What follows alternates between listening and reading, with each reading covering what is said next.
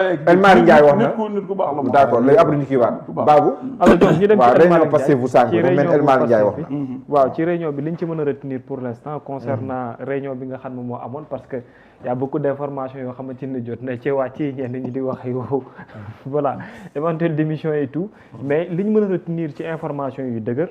yi nga xam ne sax boobu ba léegi ci laa nekk di cag-cag yi di vérifier la réunion ça concerne le PASTEF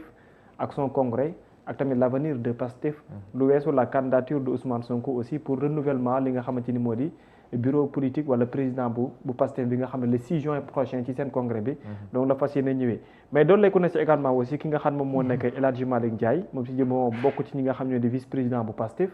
bi ñu jeexalee ci réunion boobu également aussi jot naa defu sortie bataaxal bi nga xamante ni moom la bind bataaxal bi moom moo nekk noonu ma jàngal ko ci kàllaamay kocc pour ñi nga xamante ñoo ñuy teewlu ñu mën a comprendre contenu bi nga xamante ni moom la tey d'après li ruucee information bu ñu liiree communiqué bi dafay corroborer comme si El Malick Ndiaye lépp waxtaan bi ci mbirum Pastef moom la ëmboon ci ndorteel gi nee na mu ne la force de Pastef nee na une simple réunion de travail entre quelques responsables du parti mais des moments riches en échange en fraternité et en souvenir du chemin parcouru ensemble des instants qui rappellent que notre véritable force réside avant tout dans l'engagement, la fidélité à nos convictions et la solidité des liens tissés au fil des combats. Face aux nombreux défis qui nous attendent, nous gardons intacte notre détermination, notre unité et notre confiance et en notre vision commune. Car chaque étape franchie renforce davantage notre volonté de servir avec responsabilité, courage et constance.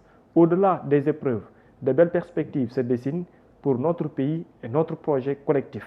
Des perspectives porteuses d'espoir, de progrès et de souveraineté que nous continuerons à bâtir ensemble avec foi, discipline et engagement. Ensemble, plus que jamais, nous poursuivrons la marche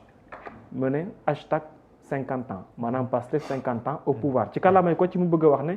doye ji maanaam doole ji ba ndégee ne Pastef moom la yem nee na waxtaan la boo xamante ni li ko taxoon jóg maanaam liggéey la pour le parti bi nga xamante ni moom la ñu am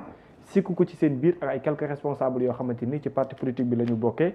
nekkoon tamit waxtaan boo xam ne fàttaleku am na ci par rapport li nga xam ne jaar nañ fi ak séntu yi nga xam ne am nañ ko pour seen parti politique ak lépp loo xam ne yàgg nañ ko partagé mais mu nekkoon tam moment boo xamante ni la leen ci gën a tax a jóg mooy lan la ñuy def ba gën a dooleel li nga xam ne moo di seen sumb ci biir parti ak seen yéene ci biir parti politique bii di Pastef boole koog xeex yi nga xamante ni yàgg nañ ko am te fas yéene ko jëmale pour ëllëg nee na loolu yëpp nag dafa nekk loo xam ne tey jii tam lu ñu fas yéene jàkkaarloo la jàmmaarloo moom pour fas yéene ko réaliser pour ëllëgu li nga xam ne moo di parti politique boobee te loolu nag pour ñu mën koo wéyal faaw ñu ànd ci li nga xamante ni moo di maanaam sayu nekk benn fas yéene koo sonk daana ko ndoor loolu moom moo yóbbee li nga xam mooy seen gëm-gëm ak seen bëgg-bëgg ci biir parti bi ba ndigée ni amul dara loo xam ne lu ci soppeeku la par contre mënees na koo jàppee ne tey ji lañ ci gën a dëggu comme nañ ko daan amalee ci temps yi nga xam ne moom moo weesu lu weesu nag li nga xam ne jot nañ ko dund te mu métti lool ci ñoom doon loo xamante ne ay jafe-jafe la teewul tamit mu ngi leen gën a jox ëllëg bi nga xam ne moom la ñuy séentu Sénégal te moom lañ ko yéene te loolu bokkee na ci ne tey jii yaakaar la gën a jur ci li nga xamante ni moo di seen bëgg moo di seen engagement yi mais boole ci également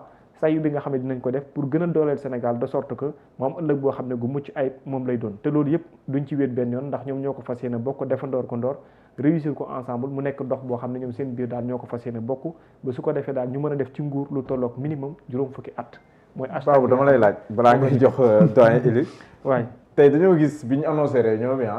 ñu gis ñu bëri dem ñoom Sénégal ba ñeneen ñëpp dem foofu noonu waaw lan moo jox comme ni ko El Malick Ndiaye wax une simple réunion lan moo ko jox ampleur boobu ba reporter yi si bari dem fi fekkee ko def en live. xam nga depuis quelque temps boo koy xool bu baax ce qui se dessine mooy à quand exactement les propos wala la parole de Ousmane Sonko. Depuis quelque temps il est resté un tout petit peu mieux ou bien silencieux. léegi loolu dafay nekk benn énigme pour les Sénégalais parce que l'homme politique qu'on connaît exactement à chaque fois que remous xaw a am dans l'enceinte politique d'habitude dafay génn di édifier. mais boo xoolee depuis quelque temps ce n'est pas lui qui parle wala quand il parle c'est de manière un tout petit peu contournée léegi les gens dañuy namm voix am benn dañuy namm voix bi mais ñaar également aussi bëgg nañ ko leen édifier par rapport ak la personne de Ousmane Sonko et le lendemain du parti Pastef concernant la situation politique qui se dessine ñetteel bi également da ciy bokkaat mooy Ousmane Sonko ku ñu namm la këram parce que très bien ku ñu namm la këram c'était kër góor gi donc bu ñu ne yëngu mën na fa ame ji mu leer na leen loolu c'est une réalité boo xam ne dafay dessiné wu les journalistes vont penser que ni comme am na il faut aller sur place de sorte que bu sortie amee nit ñi mën a génn pour jéem a accueillir ay propos wala yooyu noonu recueillir ay propos wala yooyu dama jàpp ne ci ñett yi nii daf ci bokk nag bi ci gën a am solo mooy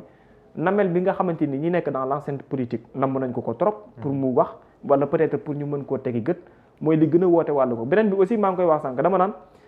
bayre na jig borom parce que li tax ma naan bayre na jig borom mooy